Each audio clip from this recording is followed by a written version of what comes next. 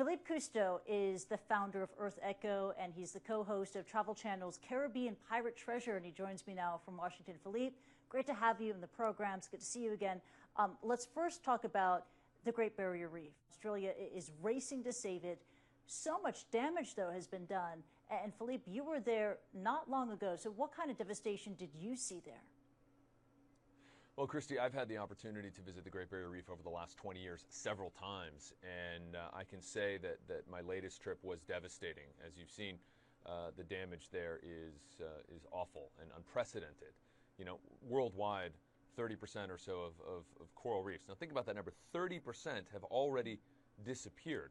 And, you know, the Great Barrier Reef was really is a jewel of humanity, of the planet.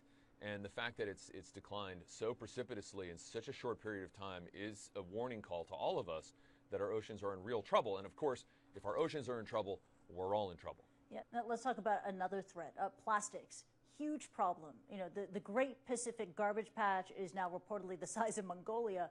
I mean, how is this massive amount of plastic trash threatening wildlife and entire marine ecosystems?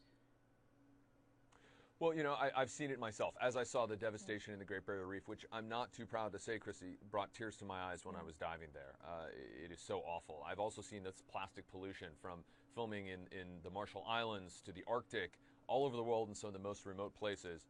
We see this plastic pollution, and it is a result of this wanton disregard for any kind of limits on our abuse of material things, these straws and bags and bottles that we have alternatives for but choose not to use.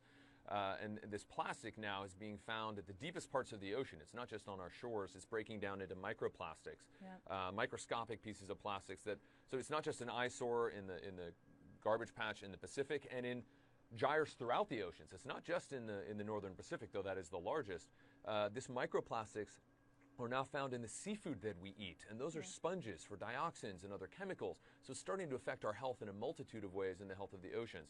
Yeah, there's plastic pollution everywhere, from the Arctic to the Antarctic. You just mentioned the problems of micropollution, microplastics as well. So what's the solution here? What is the best way we can turn the tide on plastics?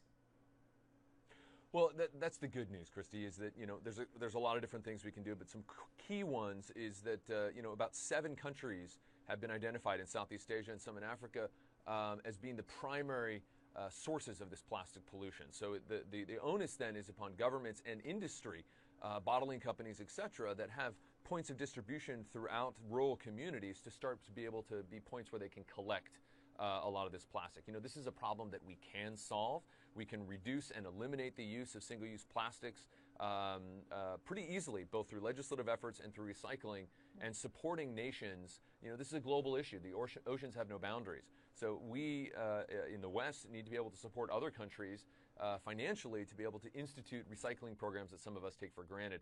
Yeah, absolutely. And on a personal note, as a Cousteau, your family is celebrating a key milestone. 75 years ago, the aqualung was invented. It was invented in 1943. What are your thoughts on the impact that your grandfather's invention has had on humanity's understanding of our oceans? You know, what I think about when I think about my grandfather and my father's work and their legacy is really one about problem solving and adventure and exploration.